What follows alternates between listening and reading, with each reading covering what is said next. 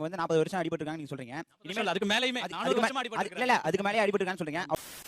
அவங்க வந்து வளர்ந்து வரட்டும், நாங்க வந்து வழி விடுறோம், எங்களுக்கு அடிபடட்டும். ஆனா அதிகமா அடிபட்டா நாங்க கொந்தளிக்குமா? இல்ல இல்ல நாங்க கொந்தளிப்போம்ல அப்படின்னு ஒரு வார்த்தை வந்துச்சு.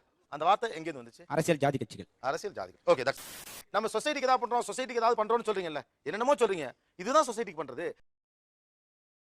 கேட் எக்ஸாம்க்கு அப்ளை பண்றதுக்கு பைசா பே பண்றதுக்கு எஸ்சி காஸ்ட் கேர்ள்ஸ்க்கு நோ ஃபீஸ்னு சொல்லிட்டாங்க.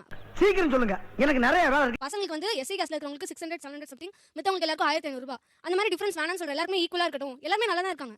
அப்புறாணியா இருக்கியாடா, உனக்கு ஒண்ணுமே தெரிய மாட்டேங்குது. எல்லாரும் நல்லா தானே இருக்கிறாங்க அப்படின்னு சொன்னாங்க. எல்லாரும் நல்லா தான் இருக்காங்கன்னா யாரை சொல்றீங்கம்மா? ஐயோ மகனே, அத பத்தி யோசிக்கவே இல்லையே. நீங்க இருக்கிற சூழல், சென்னையில இருக்கிற சூழலை வச்சு பேசுறீங்க. எத்தனை கிராமத்துக்கு வந்திருப்பீங்க? கிராமத்துல இருக்கிற சூழல் தெரியுமா? தெரியாது சார். கிராமத்துல இன்னைக்கும் பிறந்த ஜாதி அடிப்படையில அவங்க தொழில் செய்யணுங்கிற ஒரு நிலைமை இருக்குது. அது உங்களுக்கு தெரியுமா? தெரியவே தெரியாது சார். அவங்களுக்கு இருக்கிற வாய்ப்புகள் மறுக்கப்படுகிறது உங்களுக்கு தெரியுமா? இது எதுவுமே தெரியாது. சத்தியமா தெரியாது சார். எல்லா சமூகமும் சமமாக மதிக்கப்பட வேண்டும். ஆனா அதுக்கான வாய்ப்பு இல்லாம அவங்க கீழே இருக்கிறாங்க. கீழே இருக்கிறவங்க கை தூக்கி மேல விடணும். அந்த கை தூக்கி விடுற விஷயம் தான் இந்த இடஒதுக்கீடு. அப்படி நல்லா உரைக்கிற மாதிரி இன்னொரு தடவை சொல்லுங்க. ஒரு தம்பி அவரே தாழ்த்தப்பட்ட வகுப்புல வந்தேன்னு சொல்லிட்டு அதனால எனக்கு கிடைக்கிறது சங்கடமா இருக்குன்னு சொல்றாரு. எப்படி நீங்க சங்கடமா ஃபீல் பண்ண முடியும்? உங்க தாத்தா பாட்டன் முப்பாட்டெல்லாம் என்ன தொழில் செஞ்சாங்க தெரியுமா? அது தெரிஞ்ச நாயா இங்க வர்றேன், தெரியாம தான் இங்க வந்து குத்த வச்சேன். கேள்வி அவர்கள் எவ்வளவு ஒடுக்கப்பட்டு இருக்காங்கன்னு தெரியுமா? அவங்க என்ன தொழில் செஞ்சுட்டு இருக்காங்கன்னு உங்களுக்கு தெரியுமா? இதே வேலை மூஞ்ச பரு உடைஞ்ச முட்டை மாதிரி. இன்னைக்கு உங்களுக்கு படிக்கக்கூடிய வாய்ப்பு ஒரு கல்லூரிக்கு வந்து விட்ட ஒரே காரணத்துக்காக ஒரு 4 நண்பர்கள் கூட இருக்கிற நண்பர்கள் தவறா நினைக்கிறாங்கிறதுக்காக நீங்க வேணாங்கிறீங்க. ஐயோ நான் என்ன செய்வேன்? வில்லங்கத்தை விலை கொடுத்து வாங்கி டெக்கரேட் பண்ணி கூட்டி வந்திருக்காங்களே. ஆனா மற்ற இன்னும் இந்த வாய்ப்பே மறுக்கப்பட்டு உங்க கிராமத்துல எத்தனை பேர் கூலி தொழில் செஞ்சுட்டு இருக்காங்க? பாவம் பண்ணிட்டடா, பாவம் பண்ணிட்ட. எத்தனை பேர் கேரளாவுக்கு போய் வேலை பார்த்துட்டு இருக்காங்க? அவருடைய நிலைமை நீங்க யாரும் நினைச்சு பார்க்கல. பொதுவா இன்னைக்கு நான் நல்லா இருக்கிறேன். என்னுடைய பார்வை இந்த பார்வை மட்டும் தான் பாக்குறீங்க. இங்க பாருங்க, உங்கள மாதிரி மனுஷன்லாம் இருக்கனாலதான் கொஞ்சமாச்சும் மழை பெய்யுது சார். அது வந்து ஒரு அட்வான்டேஜா எடுத்துக்கிற மாதிரி இருக்கு. இப்போ வந்து படிக்கிறதே கிடையாது. நான் வந்து நீங்க வந்து வந்தா மட்டும் போதுன்ற மாதிரி ஆகி போச்சு. இடையில எசகு பசகா பேசிக்கிட்டு இருக்க. அடி வாங்கியே செத்து போடா நீ. தம்பி கடந்த 5-10 வருடமா ஓபன் கோட்டாவில் எத்தனை எஸ்சி கூடுதல் மார்க் வாங்கி இடப்பு சீட் கிடைச்சு போறாங்கன்னு தெரியுமா உங்களுக்கு? புள்ளி வரும் தெரியுமா? தெரியாது. அது கூட தெரியாம என்ன மானாவுக்கு நான் கலந்துக்கிறீங்க. உங்க தாத்தா என்ன தொழில் செஞ்சிருந்தார்? கூலி. அந்த இடத்துல இருந்து நீ படிக்கிறதுக்கு வரதுக்கு காரணம், இத்தனை தலைமுறையா தாண்டி வரதுக்கு காரணம் இந்த இடஒதுக்கீடு கிடைத்த காரணத்தினால. Super point. இது போன்ற சலுகைகள் கிடைத்த காரணத்தினால தான் இன்னைக்கு உங்க குடும்பம் உங்களை படிக்க வைக்கிற சூழ்நிலைக்கு வந்திருக்கு. நீங்க அதை புரிஞ்சுக்கணும் முதல்ல.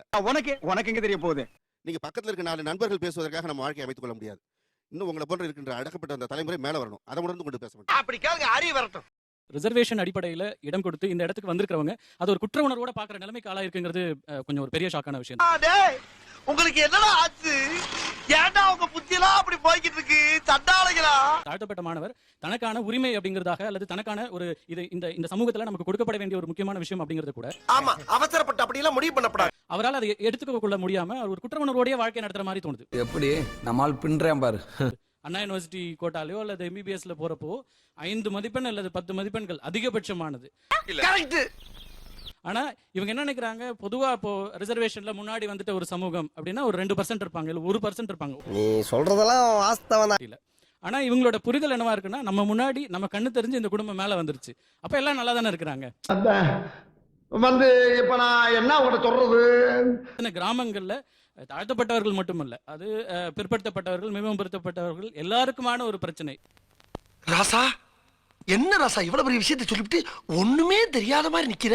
மீடியா எதெல்லாம் சென்சிடைஸ் பண்றாங்களோ இப்போ வந்து சென்சிட்டிவ் இஷ்யூஸை விட சென்சேஷனலா இருக்கிற இஷ்யூஸ் பின்னாடி அவங்க போறாங்கன்னு நான் நினைக்கிறேன். அப்படி போனா தான் நரிமுத்துன்ற கேரக்டர் வாழ முடியும். உங்களுக்கு அதிர்ச்சியா இருந்தது? ஒட்டுமொத்தமாவே அதிர்ச்சியா இருக்கு. முழுக்கவே வந்து இவங்க சமூகத்தை விட்டு விலகி என்ன நடக்கிறது, எங்கிருந்து வந்தோம்னு தெரியாம பேசுற மாதிரி இருக்கு. யார் இது? சித்தப்பு, நீங்க எப்போ வந்தீங்க? என்ன நீ பார்க்கவே இல்லையா? இல்லையா சித்தப்பு? இங்க இருந்து வந்திருக்கவங்க எல்லாம் இடஒதுக்கீடு இல்லைன்னா அந்த சீட்ல உட்கார்ந்துருப்பாங்களா? எனக்கு சந்தேகமா இருக்கு. அதெல்லாம் இந்த ஊர்ல எவனுக்கு தெரியுது? ஐடியா இல்லாத பசங்க. ஆனா எனக்கு அது அந்த அதிர்ச்சிக்கு பின்னால என்ன தெரிஞ்சுன்னா, ஒரு மாடர்னிட்டியோட முகத்திரை கிழிஞ்ச மாதிரி தெரிஞ்சு. இப்ப நீ என்ன பண்ண போற? மாடர்னாக இருப்பது என்பது எல்லாத்தையும் தெரிஞ்சு வச்சிருக்கிறது தான். ஆனா இன்னைக்கு மாடர்னா இருப்பது அப்படின்றத மீடியா இன்னைக்கு உடையாக, அலங்காரமாக, இல்ல வெவ்வேறு விஷயமா சொல்லி கொடுக்குது. ஒண்ணுமே இல்லாதவங்க எல்லாம் முன்னாடி வந்துட்டு இருக்கும் போது நல்ல நிறைய ஸ்டஃப் உள்ளவங்க அப்படியே வெளியே வந்துடுறோம் சார். அதனால இது வேணவே வேணாம் சார். ஐயோ பைத்தியம் நினைச்சா தெளிவா இருக்குது. இந்த இடஒதுக்கீடுங்கிறது 1100 மார்க் வாங்கினவருக்கு சீட்டு கிடைக்கல, 600 மார்க் வாங்கினவருக்கு சீட்டு கிடைக்குது. கிடைக்கணும். எதை வச்சு அப்படி சொல்றீங்க? 1100 மார்க் வாங்கினவர் அவர் எங்க வேணாலும் சோஷியலி ப்ளே பண்ண முடியும். வேற இடத்துல சேர்ந்துக்கலாம். பணம் கொடுத்து சேர்ற அளவுக்கு வசதி இருக்கும். இவங்க திறமைக்கு நான் சாகுற வரைக்கும் அடிமையா இருப்பேன். வா போலாம். அதுலயும் 1-2 வீக்கர் செக்ஷன் இருக்கும். விதி விலக்காக வீக்கர் செக்ஷன் இருக்கிறவங்கள விதியாக மாத்தி இடஒதுக்கீடு இல்லைன்னு சொல்றதுங்கிறது சமூக அநீதி. பாத்தியில ப்ராடக்ட்ட 30 வருஷம் எக்ஸ்பீரியன்ஸ் எப்படி பிடிச்சது பாத்தியா? இளைய சமுதாயம் பாதிக்கப்படுவதற்கு மிகப்பெரிய காரணமாக இருப்பது மது. அந்த மது பிரச்சனையை பற்றி ஒரு இளைஞர் வாயில கூட வரல. அத நான் கண்டுபிடிச்சேன் பாரு. நீங்க ஒரு கோகுல் மாமா. ஆனா ஒரு நம்முடைய சகோதரர் ஒருத்தர் கூட அது இந்த சகோதரர்கள் கூட இருக்க ஒவ்வொரு நண்பர்களும் அதற்கான அடிமைகளாக இருக்கிறார் என்பது நான் அறிந்தது. இந்த கேள்வி யாரா பதில் சொல்லுவா? யார் சொல்லுவா? என் ஃப்ரெண்டுக்கு சீட்டு கிடைக்கல சார், அதனால தப்புன்றதை உண்மையிலேயே நான் மதிக்கிறேன். ஆனால் ஒரு வெறும் பர்சனல் எக்ஸ்பீரியன்ஸோட நீங்க நின்னுட முடியுமா? ஐயோ மகனே, அத பத்தி யோசிக்கவே இல்லையே. இல்ல சார் முடியாது. நம்ம எல்லாரும் நம்மளுக்கு நம்ம மாத்திரம் பார்க்க கூடாது, எல்லாரும் சுத்தி இருக்கவங்கள பார்க்கணும். அவங்களும் நல்லா இருக்கணும்னு இது நினைக்கிறேன். ஒப்பிக்கிற மாதிரி இருக்கு. என்னங்க எனக்கு ஒண்ணுமே புரியல. அதுதானப்பா எனக்கும் புரியல. இனிமே நான் See, நீங்க தாராளமா ஏத்து பேசலாம். இதுல என்ன தப்பு இருக்கு? சிரிக்காத சொன்னா எனக்கு அசிங்கமா இருக்கு. நம்முடைய இளைய சமுதாயம் பாதிக்கப்படுவதற்கு மிகப்பெரிய காரணமாக இருப்பது மது. அந்த மது பிரச்சனையை பற்றி ஒரு இளைஞர் வாயில கூட வரல. சொல்லிக்கோ, இதுக்காக நான் வெக்கப்பட மாட்டேன், வேதனைப்பட மாட்டேன், துக்கப்பட மாட்டேன், துயரப்பட மாட்டேன். ஆனா ஒரு நம்முடைய சகோதரர் ஒருத்தர் கூட அது இந்த சகோதரர்கள் கூட இருக்க ஒவ்வொரு நண்பர்களும் அதற்கான அடிமைகளாக இருக்கிறார் என்பது நான் அறிந்தது. சபாஷ். பாலியல் பலாத்காரம், சட்டம் ஒழுங்கு சரியில்லை, இது டிராபிக், இதுக்கு எல்லாத்துக்கும் அடிப்படை காரணமாக இருப்பதே அந்த மது போதை அதிகப்படியாக ஆகும்போது தான். நோட் பண்ணுங்கப்பா பின்றாம்பா. Most of the magazine are making us entertainment தான், not social issues. ஏ மண்டையா, இனிமே நீ இங்கிலீஷ் பேசுன ஒரே அப்புல உன்னை மகாஜி பண்ணிடுவேன். நீங்க எல்லாரும் சோசியலி ஏதாவது ஒண்ணு வேணும் அப்படியே பிழிஞ்சு எடுக்கணுங்கிறீங்களே. நீங்க எல்லாம் Facebookல என்ன பேசுறீங்க? ஒரு பெரிய சீரியஸ் டிஸ்கஷன் உங்களுடைய Facebook அக்கவுண்ட்ல பார்க்கவே இல்லை நாங்க. அப்புறம் அங்க ஜாலியா தானே பேசுறீங்க. இது எப்படி இருக்கு தெரியுமா? வழியில போற ஆசாரிய கூப்பிட்டு எனக்கு ஒரு ஆப்பு வைன்னு சொல்ற மாதிரி இருக்கு. உங்க Facebook அக்கவுண்ட்லயும் உங்க ட்வீட்லயும் சீரியஸான தமிழ்நாட்டு பத்தின இந்தியா பத்தின இஷ்யூ உங்களுக்கு இருந்திருக்கணுமா இல்லையா? அட கன்றாவிய, எப்படி இந்த மனுஷன் எப்படி ஆயிட்டாரு பாத்தியா? எல்லாரும் இங்கிலீஷ் நியூஸ் பேப்பர் படிக்கிறீங்கல்ல மெஜாரிட்டி, இங்க கொஞ்சம் பேர் ரைட் தானே? விதர்பா இஷ்யூ பத்தி எனக்கு யாரா சொல்லுங்க. விதர்பா இஷ்யூ என்னது?